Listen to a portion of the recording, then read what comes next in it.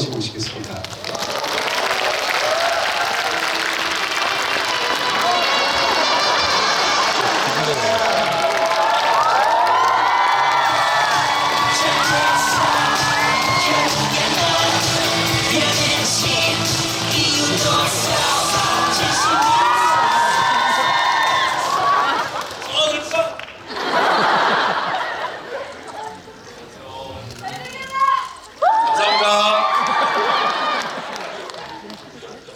너무 많구나. 자, 유쾌하게 시작하면 자, 스라이브톡 지금부터 대략 1시간 정도에 걸쳐서 진행하도록 하겠습니다. 세 분 오늘 이번 주에 개봉을 앞두시고 굉장히 큰 행사인데요. 간단하게 인사 말씀 해주시겠습니까? 네, 안녕하세요 여러분. 강철비에서 홍철이 좋은 사람입니다. 반갑습니다. 네, 외교한 버스성 역할을 맡은 강도입니다. 반갑습니다. 네, 강철비 연출을 맡은 양호성입니다. 네, 지금부터 여러분, 저도 오늘 세 분을 처음 영화가 끝나고 나서는 처음 뵈서 너무 여쭤보고 싶은 말들이 많고요. 앞부분에서는 제가 이제 감독님과 두 배우분과 함께 이야기를 나눠보겠습니다. 그리고 뒷부분에서는 여러분에게도 아마 질문할 수 있는 권리를 드릴 수 있을 것 같고요. 질문하시는 분들께는 말 그대로 해부산이 되는 건가요? 강철비와 관련된 우산을 여러분께 선물을 드린다고 합니다. 시작하도록 하겠습니다. 강철비를 사실은 일찌감치 영화를 보고 나서 기대도 많이 컸었는데 기대보다 더 좋은, 더 재밌는 영화라서 사실 굉장히 놀란 부분이 있습니다. 사실 한국 영화들이 큰 소재를 잡고도 그 소재 아우를 택해놓고도 좀 굉장히 주저하는 면이 있는 영화들도 많고, 그다음 큰 영화를 택해놓고도 굉장히 작게 영화를 다루는 경우들이 너무 많은데, 이렇게 큰 그림을 그리고 거기에 어울리게 큰 이야기를 정말 힘있게 구사한 작품이 아닌가라는 생각을 했습니다. 감독님께 먼저 여쭤보면서 시작하도록 하겠습니다. 이 작품은 굉장히 오래전부터 구상하신 걸로 알고 있고, 또 여러분들 잘 아시는 것처럼 웹툰하고도 관련이 되어 있는데요. 처음 구상하셨을 때 이야기를 좀 듣고 싶습니다.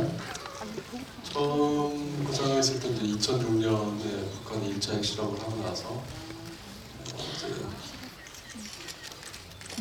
다음에 만약에 한반도에서 전쟁이 터진다면 핵전쟁일 수밖에 없겠구나라는 그런 공포감과 우려, 그런 부분 때문에 작품을 좀 기획을 하게 됐었고요.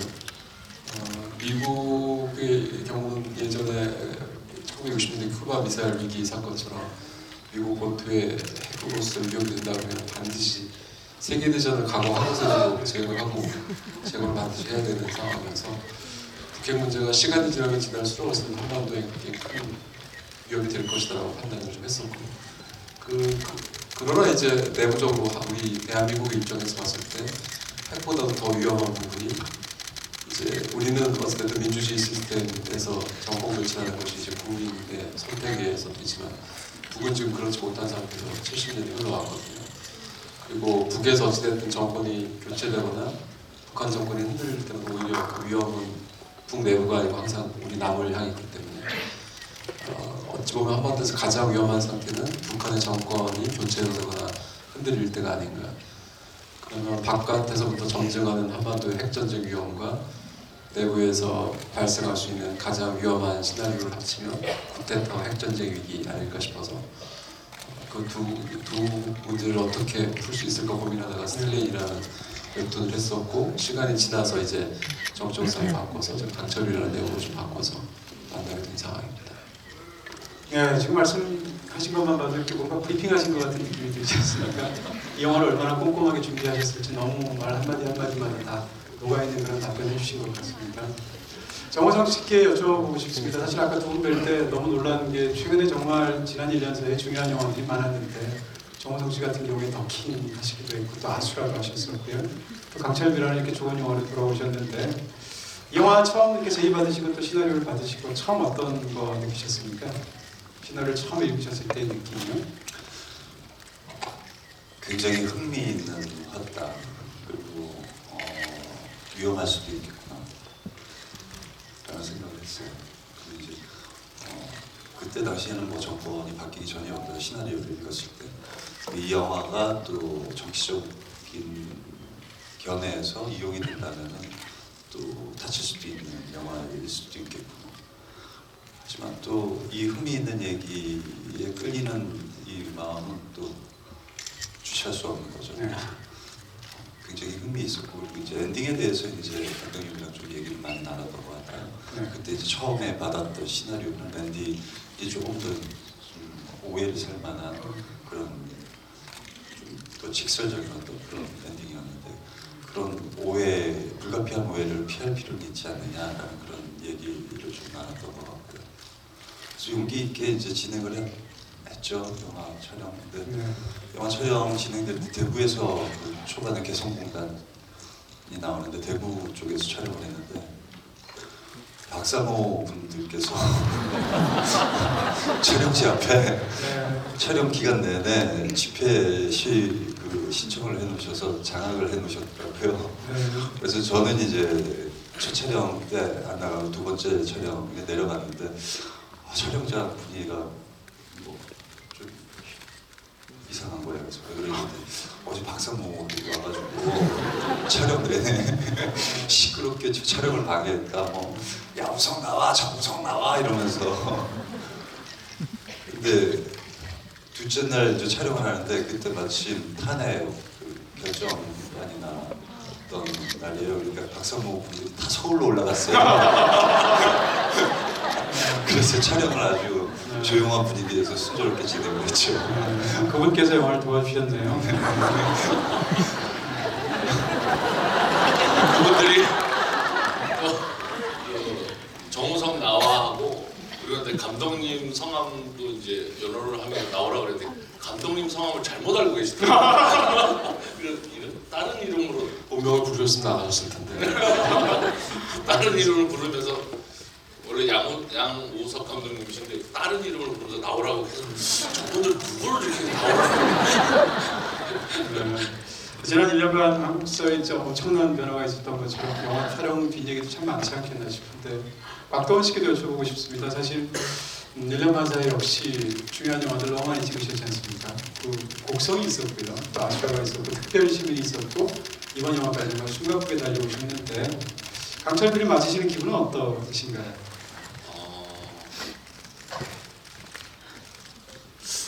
저는 이게 개봉이 된다면 관객들이 이 결말에 대해서 뭐라고 생각하실까가 시나리오를 마지막 처음 읽었을 때 마지막 딱 덮으면서 만약에 영화가 돼서 세상에 이제 보여지면 뭐라고 어떠한 질문들이 SNS 아니면 뭐 방송을 통해서 이루어질까가 너무 흥미진진해서 마치 소풍을 기다리는 아이처럼 어떠한 세상에 일이 벌어질까가 그래서 호기심에 야 이거 해보면 재밌겠다라는 그게 굉장히 강해서 시작을 했던 것 같아요. 네. 조금 전에 잠깐 말씀드린 것처럼 사실 영화를 기획하고 영화를 찍기 시작할 때는 지금 같은 현재 이런 상황이 되리라고는 상상을 못 하셨을 거고요. 우리나라 정치도 그렇지만 사실 북한과의 관계도 지난 1년 사이 이 정도로 지난 한 20여 년간 한국의 상황이 주목을 받아본 적이 없지 않습니까? 감독님은 그런 상황에서 마치 어떻게 보면 예언과 같은 영화일 수도 있고 또 다른 면에서 본다면 이 지난 1년간 있었던 북핵 위협과 관련돼서 영화의 상황을 예를 들면 부분적으로 좀 수정해야 되는 게 아닌가 등등까지 지난 1년간 이런 상황 속에서 이 영화를 찍으셨을 때 어떤 생각을 하셨습니까? 실제로 뭐 북핵 문제가 이제 불거지기 시작한 이래로 우리나라를 제외하고는 다른 나라들은 변함이 없습니다. 변한 게 없었습니다. 뭐 중국, 미국, 북한, 뭐 일본, 뭐 러시아 등등은 그 스케줄의 흐름에 따른 변화만 있었어요. 사실은 이제 어떻게 행동하면 저쪽으로 어떻게 나올 거고 이렇게 행동하면 이렇게 나올 거다라는 변함이 없었기 때문에 편했었고요. 정말 예측이 안 됐던 건 우리나라 정치상. 네, 영화를 찍는 도중에 탄핵이 있으리라고 상상도 못했죠. 그 연장선상에서 사실 이제 이 영화를 보면서 일단 인물이 저는 이제 주인공이 어떤 직업을 갖고 있는가가 한 영화에서 굉장히 중요하다고 생각하는데 한국 영화에서 외교안보 수석이 주인공인 영화가 있었나? 그런 생각을 하게 되니까 기본적으로 우리나라에서 이렇게 남북관계에 관한 영화들이 여러 편이 있었는데 그런 영화를 보면 거기서 다루고 있는 주인공들이 사실은 그 전체 그림을 그리기엔 굉장히 지역적인 부분을 갖고 있는 직업을 갖고 있는 그런 주인공들이 많았거든요. 근데 외교안보수석이 주인공 두 사람 중에 하나로 나오는 걸 보면서 이 영화의 어떤 자신감 같은 걸 사실은 느끼게 됐습니다. 영화 초반부에서. 박도원 씨께 그런 질문 드리고 싶습니다. 한국 영화에 이제 배우분들이 연기할 수 있는 것 중에 상대적으로 뜨거운 캐릭터는 상당히 많다고 생각하는데, 상대적으로 이렇게 차가우면서, 차갑다는 건 이제 마음이 그렇다는 건 아니고요. 약간 지적이면서, 그리고 또 이런 식의 모든 것을 다 판을 읽어낼 수 있는 그런 주인공들은 진짜 드물다고 생각하거든요. 그런 인물을 연기하는 감정이 어떠셨는지 한번. 지적인 거하고 멀어서. 근데 그런 거 굉장히 잘 어울립니다. 근데 연기하면서 제 개인적인 연기하면서 가장 힘든 점은 자아 발견이라고 생각해요. 내 안에 어떠한 것들을 이제 끄집어내서 하는 게 굉장히 어려운데, 왜냐면 이게 보이지가 않기 때문이죠. 그런데 상대적으로 좀 그나마 좀 쉽게 접근할 수 있는 거는 상대방을 관찰해서 그것을 모방해서 그러한 캐릭터들을 내거화 시키는 거는 좀 더 객관화돼 있다고 생각을 해요. 그래서 그런지 저하고 너무 동떨어져 있는 역할 분들이라 이렇게 주변에 지적인 분들도 많이 계시고요. 그래서 관찰하기도 쉽고 자아 발견보다는 이렇게 모방으로 연기를 하는 게 좀 더 접근하기 쉬워서 사람들이 많이 계속 역할을 이런 걸 하라고 시키는 게 아닌가 싶기도 그래요. 생각해요. 네. 근데 실제로 저런 분들을 뭐 개인적으로도 만나 이렇게 외교안보수석을 뵌 건 아니지만 만나면 가장 많이 다른 게 우리의 선입견하고 달리 굉장히 터프하고 움직일 수 없을 것 같은 그런 강인한 느낌을 주거든요. 그런 연기를 굉장히 탁월하게 하신 게 아닌가 싶은 생각이 있습니다. 정호성 씨께도 여쭤보고 싶은데, 사실 이렇게 특정 북한 연기를 하게 되면 무조건 사투리를 해야 되는 건데요. 사투리 한다는 것은 정말 어려운 것일 것 같은 추측이 들고, 더군다나 우리가 일반적으로 북한 사람으로 나오게 되면 보통 함경도 사투리를 하지 않습니까? 근데 함경도 사투리 억센하게 하면 우리가 알고 있는데, 이 영화에서는 함경도 사투리를 하시는 게 아니고 평양과 그 인근 사투리를 하시게 되지 않습니까? 중부지방이다 보니까 어떻게 보면 서울말처럼 들리기도 하고, 그런 연기를 근데 영화를 보면서 전혀 이물감 없이 정말 그대로 잘 인물에 녹아있는 그런 연기를 하셨거든요. 어떻게 이런 사투리 연기를 하시게 됐는지를 좀 여쭤볼 수 있을까요? 그렇죠. 이제 시나리오가 흥미있고 너무 재밌어서 하겠다라고 덜컥 얘기는 했는데, 그 뒤에 이제 가장 먼저 넘어야 될 산이 사투리였죠. 평양 사투리. 일단 관객분들은 평양 사투리에 대해서 잘 들어볼 기회가 없으니까 모르실 거 아니에요. 일단 어울림으로 인정을 받아야 되는 첫 번째 접근법이 있었어요. 근데 이제 그렇게 접근을 하다 보니까 결국에는 잘해야 되겠구나. 진짜 평양 사투리처럼 해야 되겠구나. 그런 생각이 들었고요. 그래서 한국 이제 영화계에 그 북한말을 사투리를 가르쳐 주시는 분이 계세요. 탈북자 출신인데 여성분이세요. 근데 아무래도 여성분이 이제 가르쳐 주다 보니까 그 텍스트화되어 있는 대사를 남자가 하는 투로 흉내를 내서 자꾸 가르쳐 주시게 되잖아요. 그러니까 진짜 평양 2015년, 6년, 7년에 사는 평양 남자들의 말투가 궁금하죠. 그래서 이제 다큐멘터리를 막 찾아보기 시작했죠. 유럽 쪽에 이제 평양에 들락날락 거릴 수 있는 국가에 있는 사람들이 들어가서 찍은 다큐들이 꽤 많더라고요. 그래서 그걸 끊임없이 보고 듣고 했던 것 같아요. 그래서 보통 촬영 이제 시작되면은 현장에서 그 테이크가 끝나거나 씬이 끝나면은 뭐 잡다한 얘기들을 굉장히 많이 하게 되거든요. 근데 전혀 어떤 대화도 할 수가 없게 되더라고요. 이걸 계속 듣고 이 말에 제가 또 빠져 있어야 되니까. 그러면서 이제 또 처음 이 말을 입을 띄는데 얼마나 불확실해요. 잘 어울려 보일까? 내가 잘 하고 있는 걸까? 근데 이제 자꾸 그 촬영한 부분에 대해서 그 말을 가르쳐 주신 분을 들어보시고 확인하시고 잘하고 있다라고 또 기운을 주시고 하니까 자신감도 생기고, 그러면서 어느 시점에서는 이제 현장에서 계속 제가 그 사투리를 쓰고 있더라고요. 촬영 끝나고 밥 먹을 때도 사투리가 자연스럽게 나오고. 그렇죠. 그런 결과를 여러분들이 영화 속에서 확인하신 게 아닌가 싶습니다.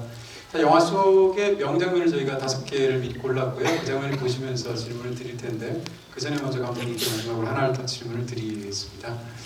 이 이야기를 다룰 때 저한테는 이제 기본적인 설정 중에 굉장히 재밌게 느껴지는 게 몇 가지가 있는데 그중 먼저 하나를 여쭤보면 영화 속에서 이 모든 사태가 이제 북한에서 쿠데타가 일어나는 것으로 설정하셨습니다. 근데 사실 지난 1년간 우리가 북핵 문제를 볼 때 가장 위험하다고 생각한 두 사람이 사실은 김정은과 트럼프지 않습니까? 근데 영화 속에서는 어떻게 보면 북한에서 가장 중요하다고 볼 수 있는 김정은을 바로 치셨어요. 그 인물이 피습을 당해서 정신을 잃은 것으로 해서 결과적으로는 지금 북핵 문제에서 일반인들이 생각하는 가장 중요한 변수는 어떻게 보면 김정은이라는 사람의 굉장히 좀 파악할 수 없는 성격 같은 게 굉장히 중요한데 정작 영화는 그거를 바로치고 북한에서의 어떤 쿠데타 상황에서 굉장히 이렇게 매파들을 중심으로 영화를 만드셨단 말입니다. 그런 선택을 하시게 된 어떤 이유를 제가 좀 여쭤보고 싶습니다. 첫 번째는 그 문학적인 의미가 있습니다. 어떤 문학적인 의미가 있냐면 이제 저희가 이제 영화에서 1호로 나오는 분이 제가 이제 관객분들하고 같이 나누고 싶은 화두는 북핵이라는 문제를 이분처럼 한번 다뤄보고 싶은 거죠. 왜냐면 우리가 사실 북이나 북한의 핵 문제를 차라리 외국의 일이면 명징하게 이익의 눈으로나 이런 명징하게 볼 텐데 지금 우리가 항상 이제 70년간 워낙 북한에 대해서 고민하고 천착해 있다 보니까 오히려 왜곡이 굉장히 많이 돼 있어서 과소평가하거나 아예 존재하지만 존재하지 않는 것처럼 터부하거나 아니면 너무 과민 반응 보이거나 사실은 냉철하게 바라보기 힘듭니다. 그래서 차라리 그냥 1호라는 그냥 어떤 인물이 아니고 이 영화에서 던져진 화두처럼 북한 문제가 갑자기 북한에 있는 게 아니고 우리 남한 서울에 갑자기 뚝 떨어졌을 때 어떻게 우리가 보일 거냐라는 문학적 측면도 있었고요. 두 번째는 저희가 지금 이제 뉴스하고 영화가 접근하는 방법의 이제 차이가 뉴스는 어찌됐든 본질에도 접근하려고 하지만 현상을 어찌됐든 반드시 전달해야 될 의무가 있습니다만 영화는 현상보다는 조금 더 본질에 천착해도 용서를 받을 수가 있죠. 저는 어찌됐든 트럼프 정권은 미국상 이제 옛날 과거의 닉슨 시대처럼 고립주의로 가고 있다고 생각을 하고 있고 북한도 지금 어쨌든 목표가 전쟁의 승리가 아니고 본인들 정권의 유지가 목표이기 때문에 전쟁이 쉽게 발생할 수는 없는 상황이다. 본인들의 입지는. 그러나 상황 자체는 또 둘이 전쟁 상황으로 갈 수밖에 없는 상황으로 몰고 가고 있는 또 이유가 있거든요. 그런 면에서 1호가 어쨌든 등장해서 현상을 왜곡시키기보다 본질적으로 북핵 문제가 우리에게 갑자기 이렇게 선택의 여지 없이 그냥 뚝 하고 던져준다면 과연 우리가 어떻게 할까? 그렇다면 얼굴을 보고 이름을 듣고 하는 것보다 저는 확실하게 존재감을 인지하는 게 좋지 아니할까 싶어서 영화에서 저런 처리를 하였습니다. 네, 말씀 감사하고요. 지금부터 영화 속의 5장면을 골라서 그 질문들을 구체적으로 드리도록 하겠습니다. 첫 번째 장면 준비되어 있죠? 보여주세요. 네, 첫 번째 장면입니다. 액션 장면 중에 한 컷을 저희가 지금 선택을 해서 보여드리고 있는데요. 사실 정우성 씨가 얼굴 천재라서 그렇지 많은 이런 얘기 저도 하기 싫습니다. 제가 안 하고 싶겠습니까? 최대한 지금 옆에 지금 떨어져서 앉아서 사진 같이 찍지 말아주세요. 정우성 씨가 사실 얼굴 천재이고 워낙 그 탁월한 외모를 가지셔서 그렇지 저는 지난 20년간 한국 영화에서 최고의 액션 배우는 정우성 씨라고 생각합니다. 진심 그렇게 생각하는데요. 무사 같은 작품이라든지 놈놈놈 같은 걸 보면 정우성이라는 배우 외에 누가 저 액션 연기를 할 수 있을까라는 생각이 있습니다. 이 영화에서 액션 연기에 관한 질문을 좀 정우성 씨께 여쭤보고 싶은데 병원에서 싸우다 보니까 이제 메스 같은 것을 동원해서 이제 자연스럽게 연기를 하시게 되지 않습니까? 그동안 숱한 액션을 했겠지만 이 영화에서의 액션을 할 때 본인이 좀 주안점을 뒀던 뭐 그런 부분들이 있다면 어떤 거였죠? 촬영을 진행하다 보니까 싸우는 장소가 계속 병원이더라고요.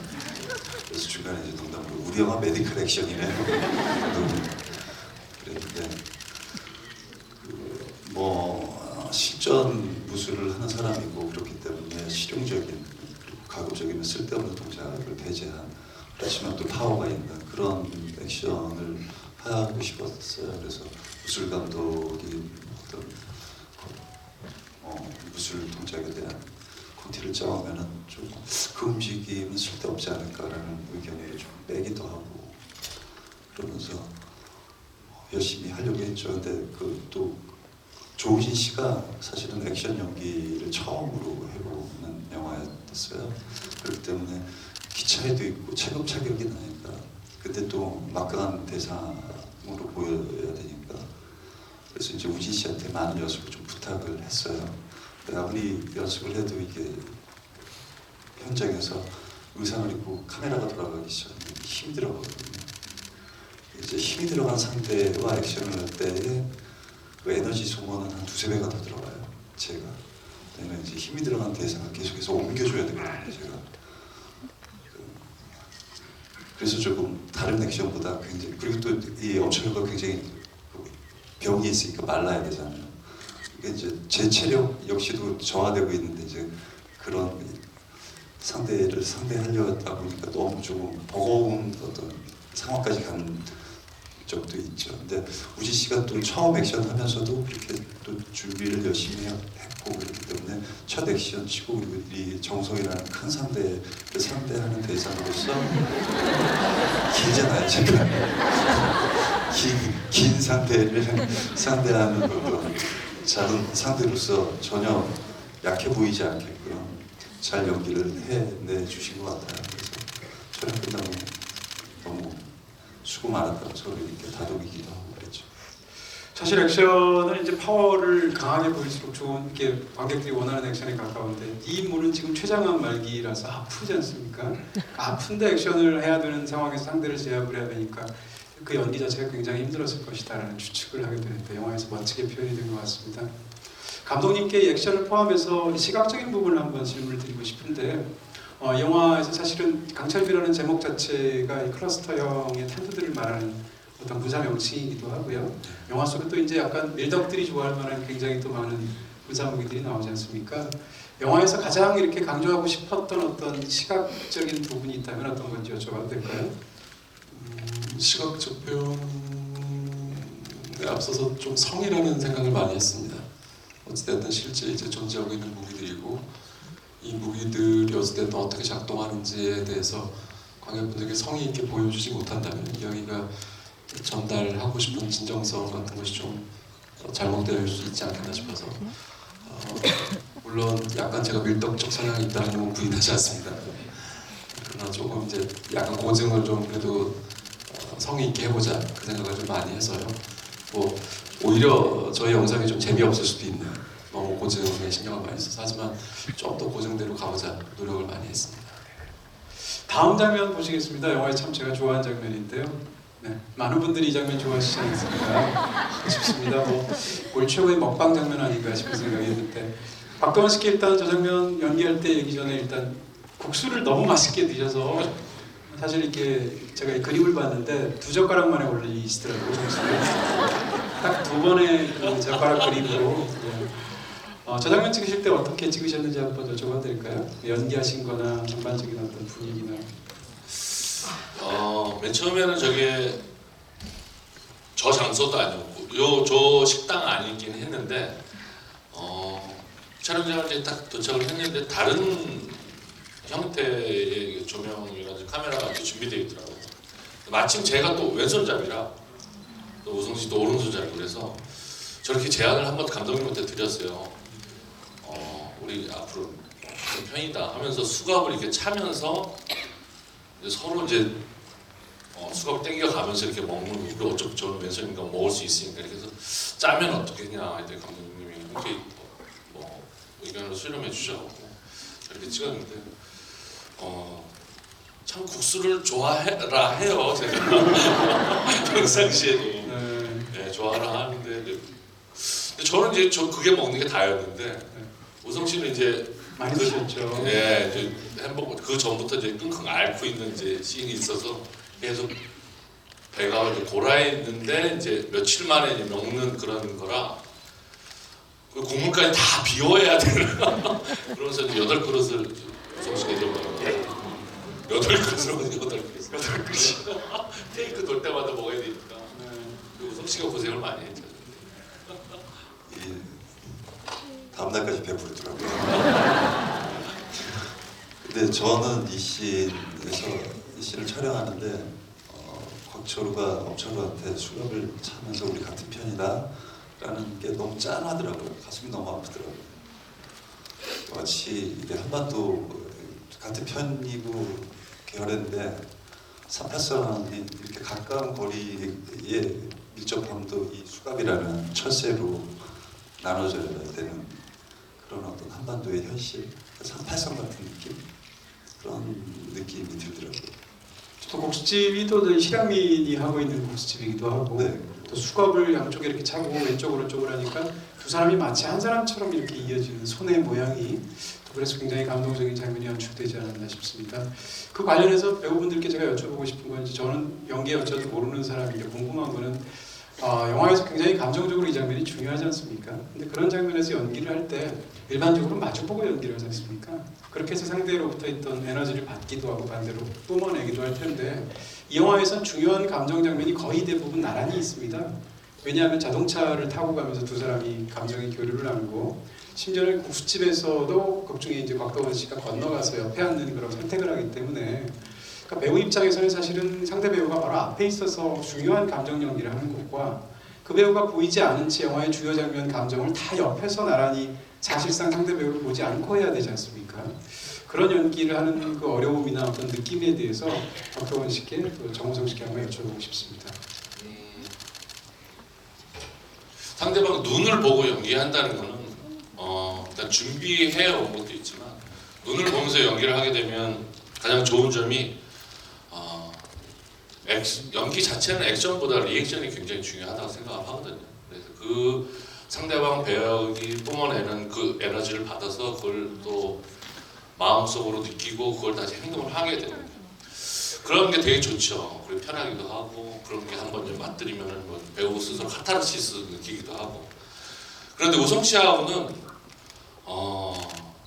아수라 때도 제가 느꼈던 거고 강철배에서도 크게 느꼈던 건데 제가 제일 좋아하는 스타일의 배우예요. 얼굴도 참 좋아하는 스타일이지만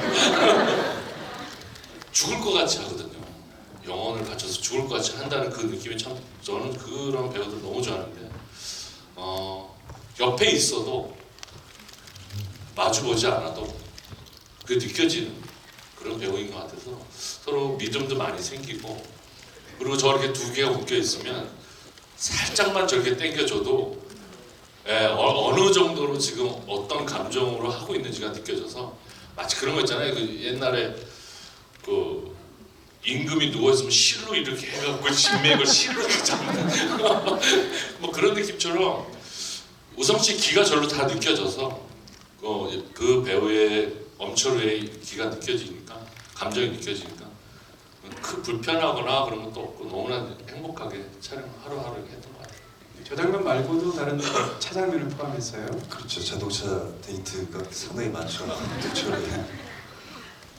저희가 이제 영화를 같이 어제 보고 나서 굉장히 흡족했던 거는 저 안에 자동차 안에 공기를 그대로 전달받으시는구나.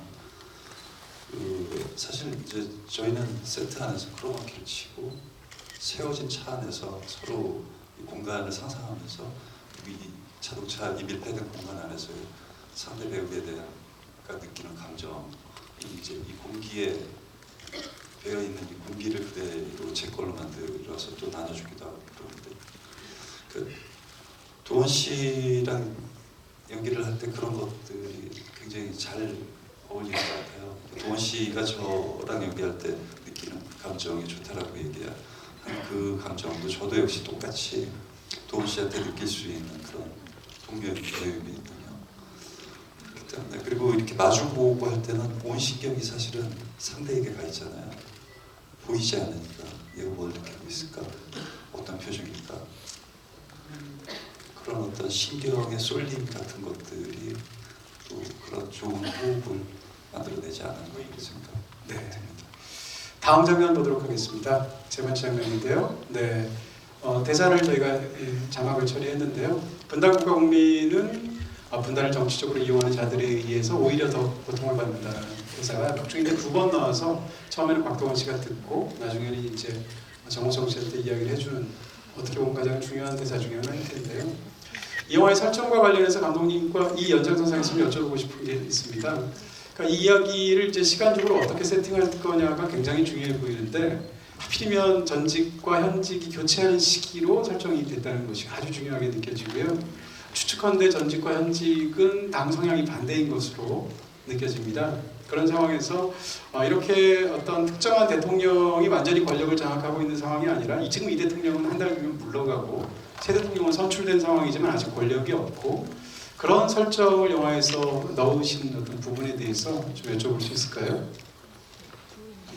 어찌됐든 뭐 아까도 잠깐 언급이 됐습니다. 우리가 북을 바라보는 적이다, 동포다, 주적으로서 공격해야 될 대상이다, 아니면 언젠가 통일해야 될 대상이다라는 굉장히 이중적이고 너무나도 먼 인지 간격이 있는 게 사실입니다. 그래서 이거를 어떤 해설자를 통해서 얘기하는 것보다는 차라리 두 대통령을 통해서 북한을 바라보고 우리의 시각을 한번 확실하게 명징하게 나눠보고 싶었고 그 누가 더 우세하다, 우세하지 않다라는 거가 아닌 한 명은 현직 대통령, 한 명은 이제 곧 몇 개월 뒤에 있을 차기 대통령으로 모습을 보여주고 싶어 왔었고요. 그 두 분은 이제 어떻게 보면 현실과 미래에 우리가 어떻게 북을 대할 것인가에 대한 예측일 수도 있고 과거에 저희가 있었던 거에 대한 해석일 수도 있다고 생각합니다. 지금 그리고 여기 언급되어 있는 이 대사는 사실은 우리나라 사람이 한 말이 아니고 옥스퍼드 대학교하고 시드니 대학교에서 국제정치학을 하셨던 헤들리 불이라는 이제 유명한 교수님께서 직접 하신 말씀이세요. 그리고 저희가 아마 1980년대, 90년대 이제 저 문구들이 이제 국내에 소비되면서 우리가 찬탄했던 좀 약간 움찔했던 것은 실제로 북이나 남이나 제가 볼 때 뭐 이거는 두 나라 다 모두 다 실제로 분단으로 인해서 고통을 받은 남북 모두의 국민들이 과연 분단 그 자체 때문에 고통을 받았을지 아니면 실제로 분단을 이용하는 정치인들에 의해서 더 고통을 받았는지 저희도 생각을 해봐야 되겠죠. 경중의 차이는 있겠지만 그런 의미에서 어찌 보면 남북의 모든 천우가 다 똑같은 상황을 겪었다. 그런 의미에서 저 대사를 쓰기도 했습니다. 하나만 더 추가해서 그 여쭤보고 싶은 부분이 있습니다. 사실 이런 영화를 만들 때 남과 북을 피해자로 놓고 주변 강대국을 가해자로 만드는 것이 일반적인 그런 쉬운 화법 중에 하나라고 저는 생각하는데요. 근데 예상과 다르게 이 영화 속에 등장하는 미국과 중국과 일본은 생각보다 훨씬 더 냉철하고 계산적이고 상대적으로 온건한 입장을 보이고 있습니다. 오히려 영화 속에서 가장 극렬한 입장을 보이는 것은 한국의 현직 대통령으로 설정이 되어 있는데 이게 사실은 역시 사람들이 어떻게 보면 이런 영화에서 민족주의적인 어떤 그런 감흥 같은 걸 받기를 원하는 걸 수도 있는데 굉장히 의외의 선택을 하신 부분이라고 느껴지기도 하고 또 신뢰가 가기도 하는데요. 말씀드린 것처럼 영화 속에서 오히려 가장 이 전쟁을 원하는 사람이 한국의 대통령인 것으로 설정한 것에 대해서 감독님의 선택일 텐데 여쭤보고 싶은 부분이 있네요. 사실 우리 한반도 주변에 있는 4대 강국은 명백합니다. 그 동기가 다 이득이거든요. 미국은 미국의 이익, 중국은 중국의 이익, 일본은 일본의 이익, 러시아는 러시아의 이익에 따라서 움직이면 됩니다. 그러니까 그들은 냉철할 수 있고 온건할 수도 있죠. 네. 지금 남북 문제에 있어서 가장 이득으로 따지지도 않고 감정적으로 서로 부딪힐 수밖에 없는 입장이 서로 남과 북인. 그러다 보니까 굉장히 극단적으로 뭐 영화에서 나오지만 한쪽은 다 쓸어버려야 된다라고 나오고 한 명은 우리 같은 동포로서 계속 같이 나가지 않냐고 이제 극중 대통령이 비판하듯이 낭만적으로 보시는 부분도 있는 거죠. 오히려 저는 이제 분단이 되고 수십 년이 지나고 이제 남북에 관련된 많은 영화가 다뤄진 이제 와서는 오히려 거꾸로 우리가 얼마만큼 감정적으로 남북 문제를 대하고 있는가, 얼마만큼 우리 남북을 제외한 다른 나라들은 남북한 문제를 외교적 관점에서 외교 이익적 관점에서 바라보고 있는지 오히려 냉정하게 바라봐야 저희가 또 다른 남북 소재 관련된 영화가 한 번 더 좀 진화할 수 있는 방법이 아닐까 싶어서 그래서 그런 태도를 좀 끝까지 견지하려고 노력을 했습니다. 네. 네 번째 장면 보도록 하겠습니다.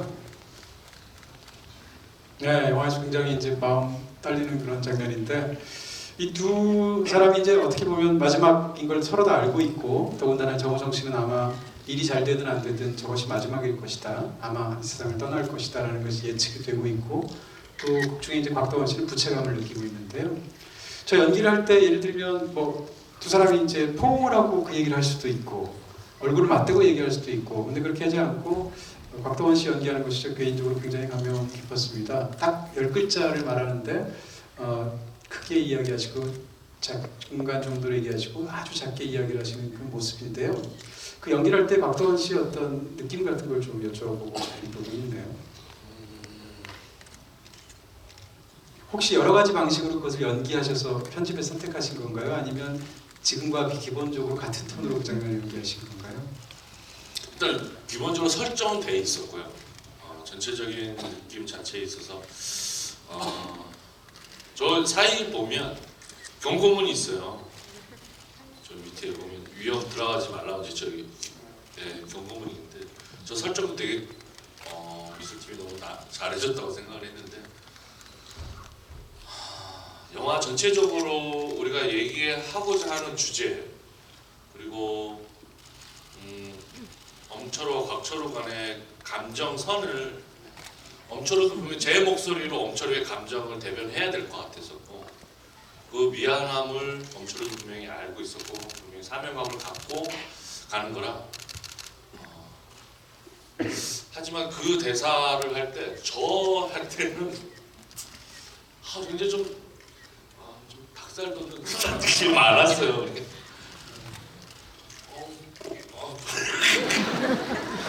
저게 별로가 참 힘든 것 같아요. 참 저한테는 힘든 연기인데 감독님과 저 대사에 대해서 와 진짜 죽을 것 같이 닭살 돋는다고 나는 이런 말들 좀 바꾸면 안 되겠냐. 감독님은 괜찮다고 우성 씨한테도 이 대사 느끼기 어떠냐. 아무렇지 않다고 나는. 그래서 나는 이게 닭살이 돋는지 모르겠다고. 왜 이랬더니 불만을 떠내했던 것도 있는데 관객분들이 저분 보시고 슬퍼하시는 분들도 많으셔서 근데 제가 정말 고민을 많이 했던 영화 전체를 봤을 때 제일 많이 고민을 했던 문장이었던 것 같아요. 근데 사실 그 대사가 북적초로 잘가 미안하다 이게 전부지 않습니까? 이 정도가 너무 괴로워 이렇게 닭살 돋으시는 거예요? 그 앞에 대사죠. 네. 그래서 북쪽처럼 하면서 그 말이 강철 같은 친구야 잘가. 여러 가지 버전이 있었죠. 여러 가지 버전이 있었는데 제가 너무 힘들어해서 감독님이 바꿔보면 어떻게 너무 진짜 강철 같은 친구 철우야 이 대사를 굉장히 힘들었어요. 네. 순정 만화에 나오는 백마탄 이렇게 머리 나풀거리면서 계속 머릿속에 떠오르는 거예요. 그래서 너무 힘들더라고요. 제발 좀 대사 좀 바꿔달라고. 순정 만화를 많이 읽으세요. 아니 그런 느낌 딱 떠오르더라고요.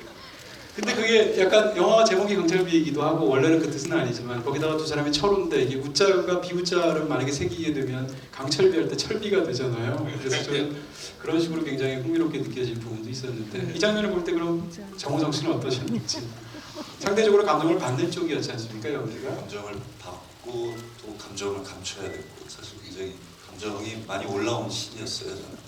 근데 그거를 표현 안 하는 게 엄청나고 굉장히 모든 감정을 다 드러내지 않으려고 아주 단순한 어조를 취해야 되겠다 그렇게 계산 아닌 계산이 마음속으로 들더라고요. 네, 그러니까 이제 담담하게 어떻게 보면 지금 누르는 감정으로 표현을 해주셨는데요. 영화의 마지막 장면을 간단히 보고 감독님께 여쭤보고 여러분께 질문을 이제부터 드리도록 하겠습니다. 네, 이 마지막 장면입니다. 사실은 저는 영화를 보고 나서 이 마지막 장면을 보고 깜짝 놀랐거든요. 왜냐하면 사실은 앞에 복선이 있긴 있었습니다. 극 중에서 이제 곽도원 씨가 대학에서 강의를 할 때 그런 핵무장론을 대학생들이 비웃는데도 불구하고 강변하는 장면이 있었기 때문에 저게 저 사람의 신념이구나라는 건 느낄 수가 있는데 그럼에도 불구하고 이렇게 큰 영화를 끝내는데 마지막 장면에서 굉장히 논란이 있을 수 있는 이제 어제 처음 언론 시사가 있었지 않습니까? 그래서 앞으로 이 얘기들이 더군다나 이 영화가 많은 분들의 사랑을 받게 되면 틀림없이 얘기가 되지 않을까 싶어서 여쭤보고 싶은 건데요. 마지막 순간에 결국은 강대국들을 제외하고 북한과 남한의 어떤 실무 사실상 책임자들이 둘이 만나서 결국은 핵을 주고받는 곳으로서 이제 핵 억지력으로 전쟁을 막는 그런 선택을 하게 됩니다. 근데 지금 우리나라에서 이런 문제를 놓고 올해 굉장히 많은 논의가 있었습니다만 핵무장에 관한 얘기일 텐데 그것을 옹호하는 쪽의 결말이잖아요. 근데 이걸 사실은 모호하게 끝냈을 수도 있는 것이 어떻게 보면 대중영화적으로 안전한 선택일 텐데 그렇게 하지 않고 아예 이거야 하고 도장을 꽉 찍고 굉장히 어떻게 보면 논란이 있을 수 있는 선택을 감독님께서 하신 거예요. 그래서 여쭤보고 싶은 건 이렇게까지 마지막에 힘줘서 하신 부분들은 사실은 감독님의 이 사태, 이 모든 그 문제를 보고 있는 시선이기도 할 텐데 거기에 대한 감독님의 말씀을 듣고 싶습니다. 이건 뭐 제 개인적인 선택이나 제 정치적 성향으로 저런 결론을 낸 건 아니고요. 철저하게 곽철우라는 캐릭터의 연장선상에서 저 결론을 냈습니다. 그 제가 지금 설정했던 우리 곽도원 배우님께서 연기해 주신 곽철우라는 캐릭터는 굉장히 자기 직업과 역할에 대해서 충실하신 분이에요. 그러니까 이제 외교라고 하는 것은 사실 자기 이익을 극대화시키기 위해서 무한한 노력을 하는 직업입니다. 이제 곽철우라는 캐릭터는 북핵 문제가 발생했을 때 많은 외국의 전문가들이 얘기하는 핵에 대해서 핵으로밖에 균형을 맞추는 거 외에는 답이 없다는 게 사실은 많은 학자와 전문가들이 일치하는 거기 때문에 당연히 직업상 그 얘기를 할 수밖에 없는 위치입니다. 그래서 이제 핵은 핵으로밖에 못 막는다는 얘기를 하는 건 사실은 곽철우의 성격을 드러내는 게 아니고 곽철우의 직업적 특성을 좀 확실하게 드러내자라는 생각을 했고요. 이제 후반에 와서는 이제 곽철우한테 또 하나의 의무가 생깁니다. 사실 엄철하고 곽철우의 둘의 관계가 목표가 아니었습니다. 멜로 영화나 이런 다른 영화에서는 관계 자체가 이제 영화의 최종적 목표가 되지만 우리 엄철하고 곽철우는 관계가 목표는 아니었거든요. 한반도에서 전쟁을 막고 각자의 가족과 각자의 조국을 지키기 위해서 갔던 것뿐이지 관계는 목적도 아니었고 관계가 부수적으로 쫓아온 것뿐이죠. 하지만 이제 결국은 두 철우는 친구가 되었습니다.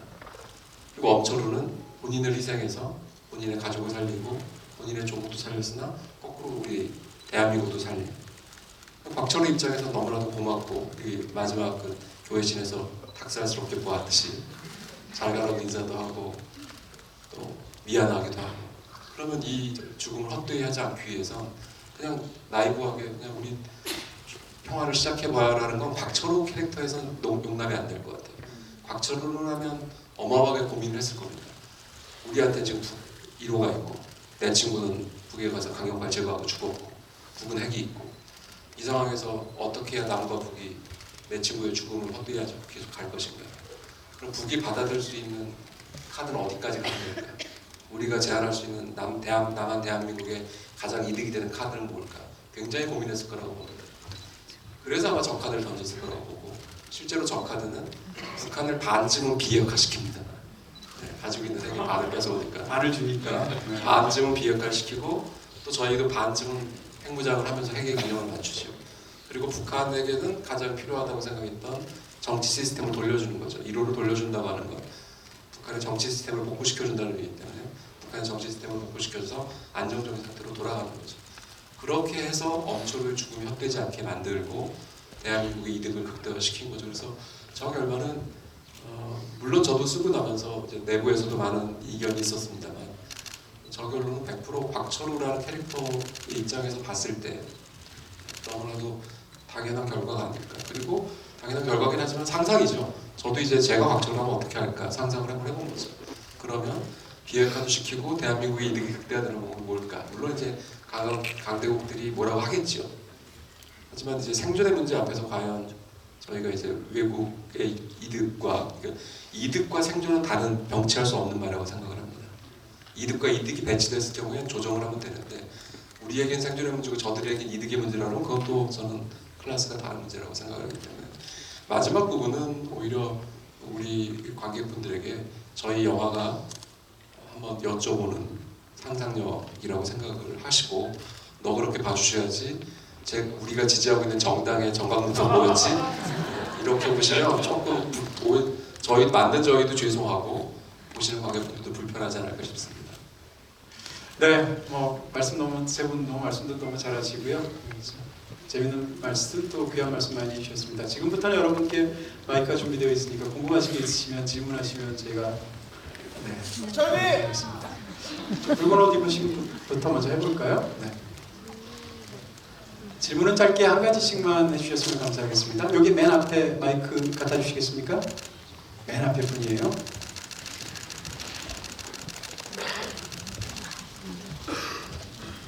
네, 앞에 있습니다. 안녕하세요. 영화 되게 잘 봤고요. 감독님 그 식견에 지금 국제정치학 강의를 듣고 있는 듯한 되게 고지를 철저히 하신 것 같다는 그런 정성이 느껴서 정말 좋은 시간이었다고 생각합니다.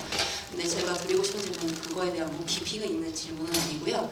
그 되게 영화에서 뵙기 힘들었던 배우들도 나와서 되게 좀 반가웠던 부분도 있었고, 근데 중간중간에 이제 그 인물의 이름이 나오잖아요. 근데 뭐 이제 차기 대통령 이름으로 나오는 분이 뭐 김경영이라던가 실제 배우의 이름을 차용한 분 몇 분인가 계셨던 것 같더라고요. 그런 좀 특별한 이유가 있었던 것은 아닐까. 좀 어이없는 질문인 것 같긴 하지만. 재밌는 질문입니다. 네.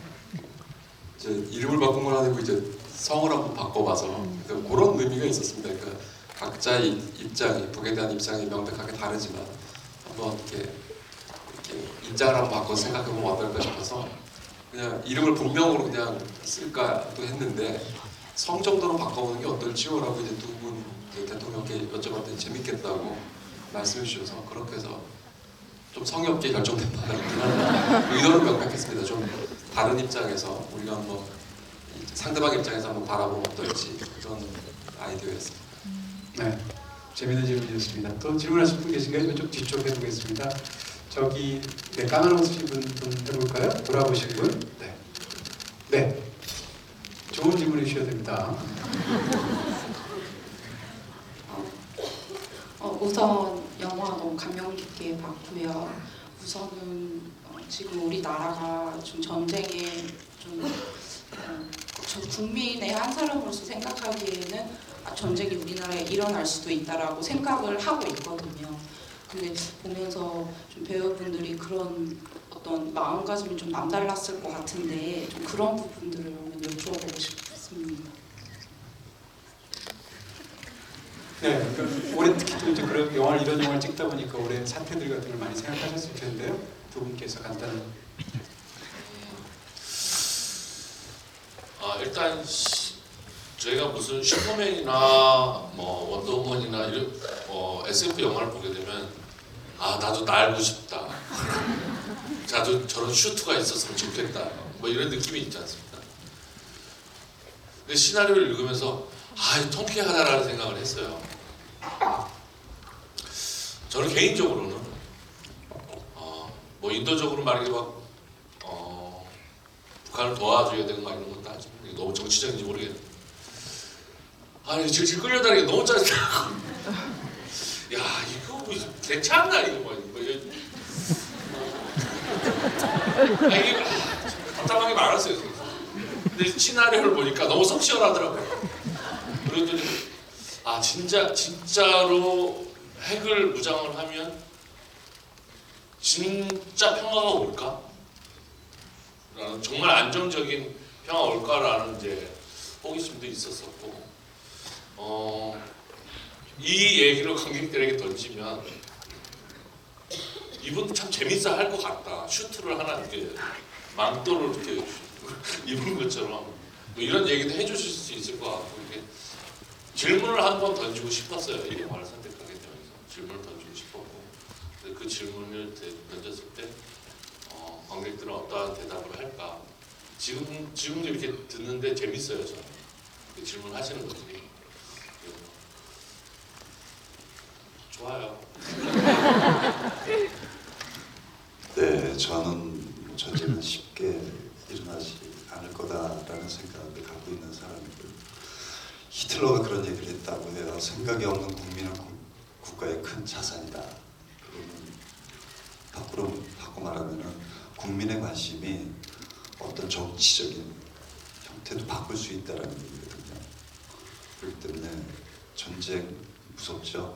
근데 그런 것들을 막을 수 있는 것 역시도 국민의 관심인 것 같아요. 그렇기 때문에 강철비가 여러분들한테 그런 어떤 화두를 던졌기 때문에 그런 어떤 관심의 생각의 폭을 넓힐 수 있는 그런 또 기회가 되지 않을까라는 바람이 있습니다. 네, 감사합니다. 질문 또 하시겠습니까? 네, 이번에는 저기 남자분일까요? 네.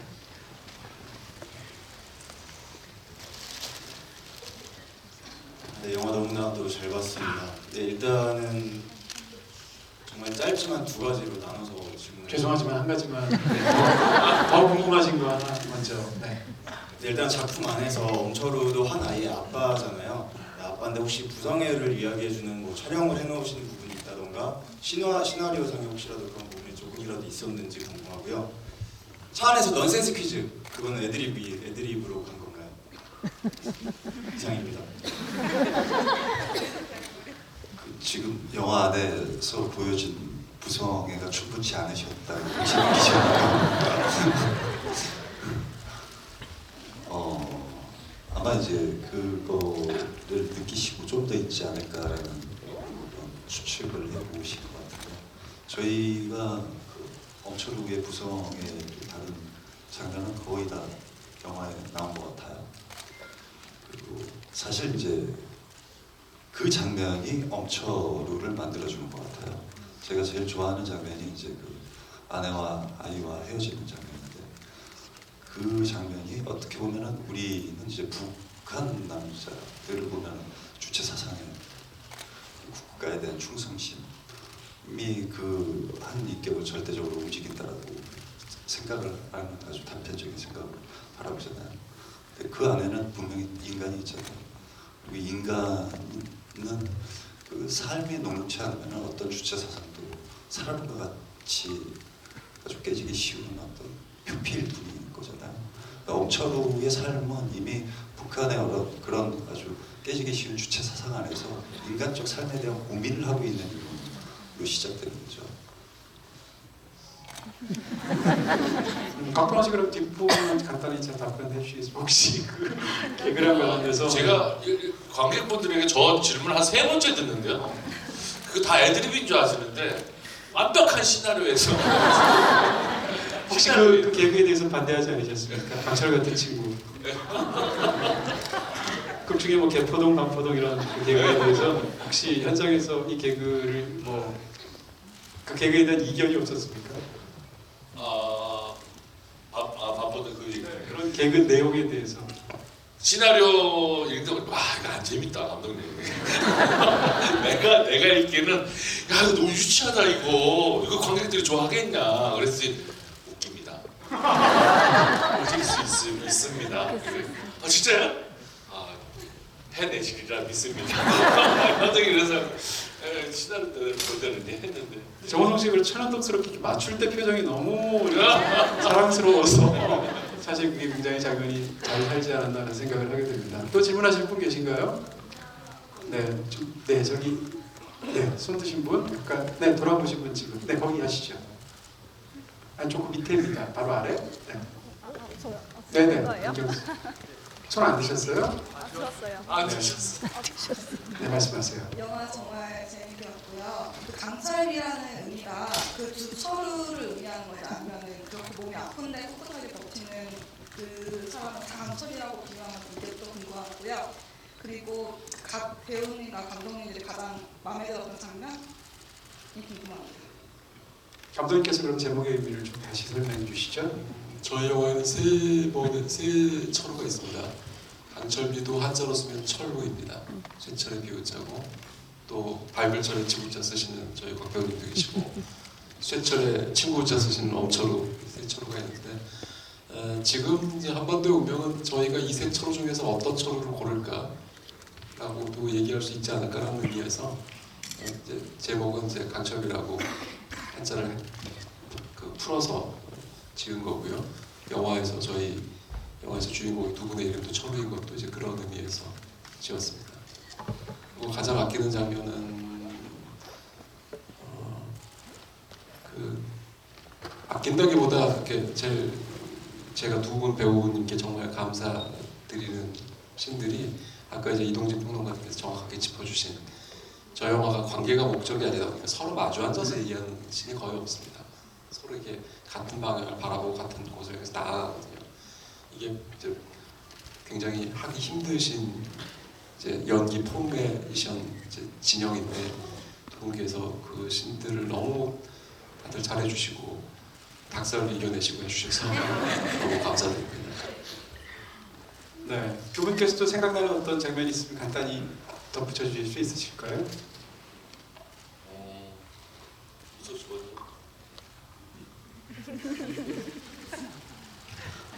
저도 그 자동차 데이트 씬, 최고의 데이트 씬들이 다 마음에 들어요. 네. 두원 씨랑 이제 그 어떻게 보면은 이제 촬영할 때는 정말 세상 지루할 수 있는 그 지루하게 보이지 않을까 하는 그런 염려되는 씬들이거든요. 연기를 할 때 이제 저희가 리허설을 하잖아요. 리허설을 할 때 내가 이렇게 할게, 너 이렇게 이런 약속을 하지 않고 그냥 테스트는 어떤 기술적인 맞춤을 위한 건조한 어떤 목소리로 하고 연기 딱 이제 들어가면 그때 이제 진짜 서로의 감정을 보여주면서 이렇게 주고받는 연기를 한 것 같아요. 그러다 보니까 이제 그런 어떤 사소한 것들이 굉장히 생생한 라이브함을 담고 있는 것 같아서 그런 것들이 고스란히 공기까지 여러분들에게 전달해 드릴 수 있었던 장면이었던 것 같아서 흡족하게 생각하고 있습니다. 저는 제가 카드를 이제 주면서 옷을 이제 사오지 않습니까? 그때 이제 다시 이제 카드를 저한테 줄 때 이 엄철우의 표정이 이게 이제 자기 본심의 자기 개인적인 그 안에 있는 모든 감정이 한 미소에 싹 드러날 때가 있어요. 그리고 남한으로 내려왔을 때 딱 한 번 웃는데 그때 그 옷을 사갖고 오면서 비닐봉지가 터지도록 자기 가족들을 생각하면서 그때 옷을 사갖고 올 때의 그 엄철우의 표정이 결혼하지도 않고 뭐 잘 뭐 가족에 대한 뭐 자식에 대한 그런 것도 없지만 정말 아버지면 이 극박한 상황에서도 그 옷을 사오면서 그 저런 미소가 저를 정말 따뜻한 저런 행복한 미소가 지어질 수 있겠다라는 그때 그 우성 씨가 연기하실 때 그 표정이 지금도 막 영화 전체에서 막 생각이 날 때가 있어요. 네, 말씀 감사합니다. 또 질문 두 개만 더 받을 수 있도록 하겠습니다. 저 뒤에 안경 쓰신 분 볼까요? 네, 지금 돌아보신 분입니다. 맨 뒤에, 네네. 지금 돌아보신 분이요? 가운데 안경 쓰신 분이요? 네.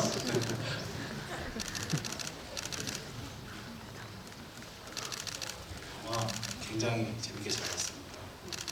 설명하신 것도 잘 들었고요.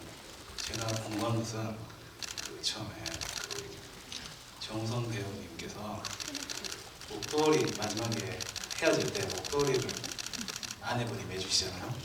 매주시는데 나중에 둘이 그 차를 타고 가다가 곽도원 배우가 아내가 해준 그 사준 목도리를 잃어버렸네? 뭐 이런 식으로 말하는 게 있어요. 그 장면이 저는 좀 궁금해서 무슨 의미가 있는 것 같은데 그래서 좀 질문드리겠습니다. 네, 목도리 질문입니다.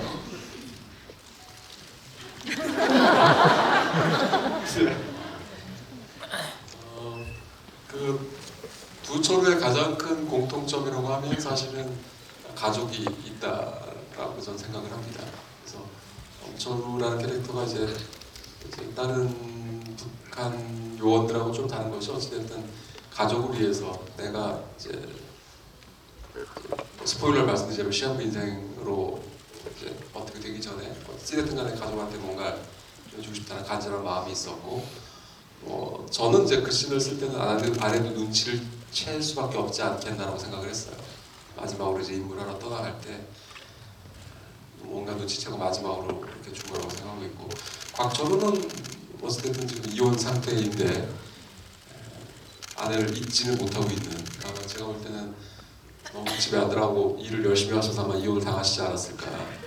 그리고 이제 삭제된 씬 중에 하나가 위자료 많이 부르고 이혼 안 할 줄 알고 부인이 위자료를 많이 불렀는데 자존심이 있으셔서 이제 아마 그 위자료 다 줄 테니까 이혼하신 게 아닌가. 그래서 어찌 보면 같은 목도리지만 그러니까 완전히 다른 형태의 목도리지만 아내에 대한 가족에 대한 생각은 좀 두 분이 같이 공통적으로 가지고 있다는 걸 좀 공유하고 싶어서 그렇게 했습니다.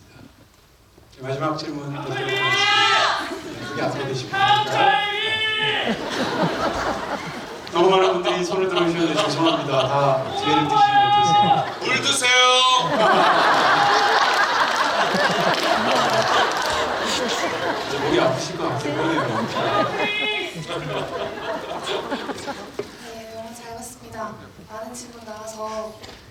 안 나온 질문하려고 합니다. 예상 관객 수랑 공약 같은 거 있는지 관객분들께 보고 싶습니다.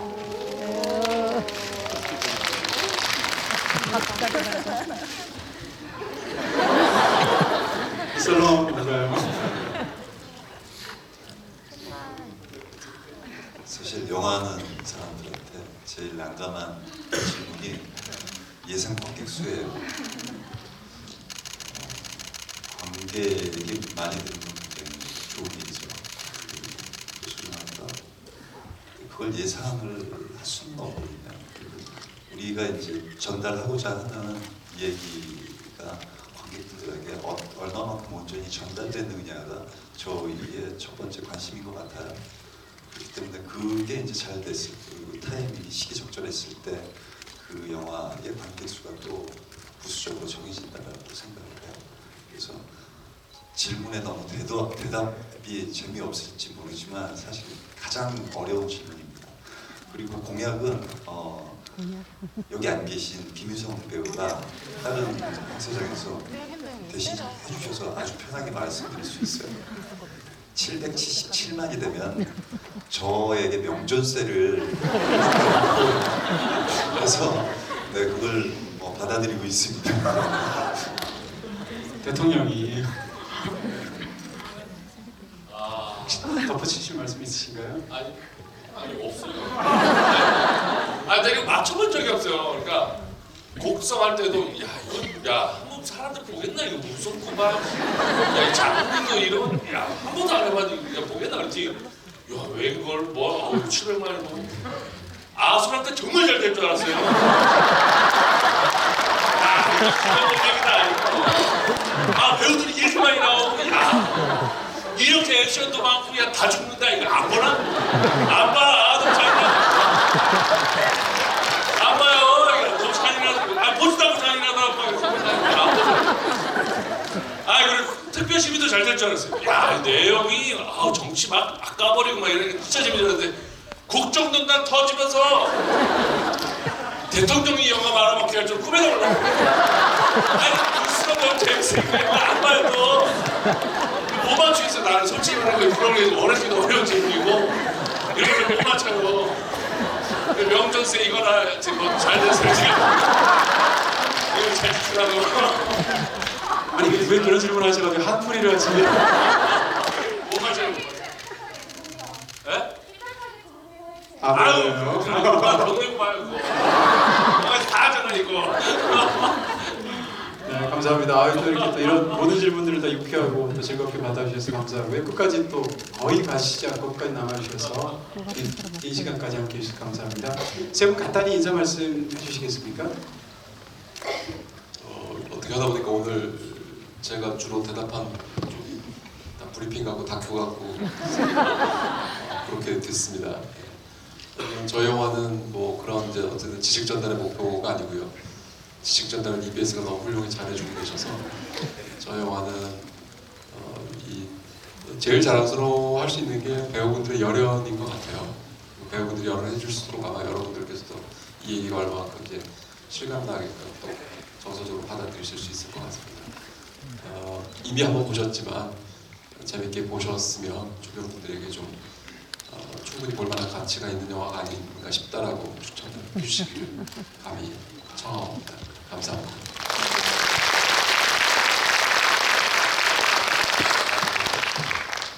오늘 토크에서 개그를 맡았던 곽도원입니다. 그리고 여기뿐만이 아니라 또 지방에서도 같이 극장에서 지금 하고 같이 이렇게 보고 계신 분들이 있다라는 얘기를 들었었는데 그분들에게도 감사 말씀드리고 저희 영화 좀 따뜻한 영화입니다. 따뜻한 영화고 그리고 이제 눈물도 찔끔 흘릴 수 있는 겨울에 보시기에 딱 좋은 영화 아닌가 싶고 제가 짧게 말할 테니까 뭐가 아프셨던 분 무슨 질문하고 싶으셨어요? 네, 말씀해 보세요. 아까 국수 먹는 장면이 있는데 네. 그 처음에 마주 보셨다가 네. 이제 옆에 나란히 앉으셨잖아요. 네. 그때 어떤 생각을 가지고 연기 가셨어요? 예. 같은 곳을 바라보는 그런 느낌? 느낌적인 느낌? 그런 느낌이었다. 네? 통일이요? 되기를 간절히 희망합니다. 감사합니다.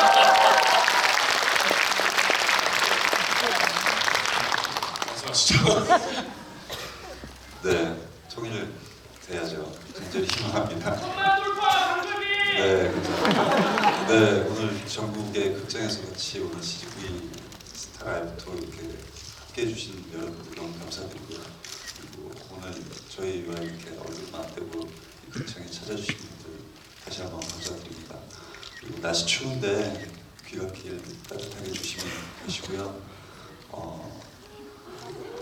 사실 아까 돌아왔을 때 여러분들한테 제일 먼저 질문 드리고 싶은 게 영화 어떻게 보셨어요? 너무 재밌었어. 감사합니다. 네, 감사합니다. 네, 좋은 입술로 좀 부탁드릴게요. 볼만한 영화죠? 영화 잘 보내세요. 감사합니다. 네, 이제 세 분 일어서셔서 기념 촬영하시면서 행사 마치도록 하겠습니다.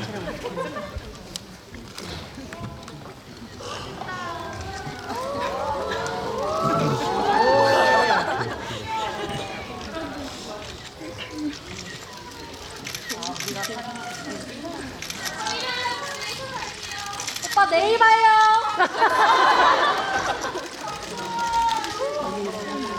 가봐 이제 써왔어. 응? 같이 찍는 거. 어. 와 잘했어.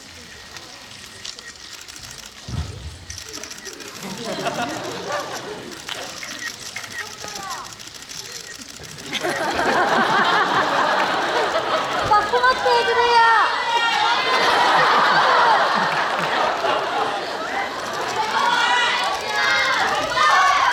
오빠 하트 토마토. 여기도 봐주세요. 여기도 봐주세요. 여기도 봐주세요.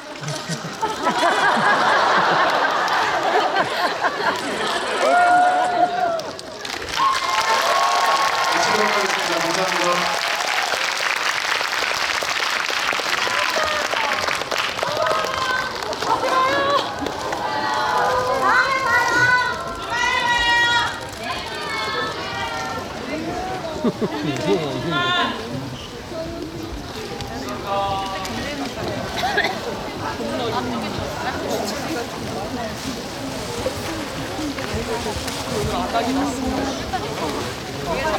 이게 왔.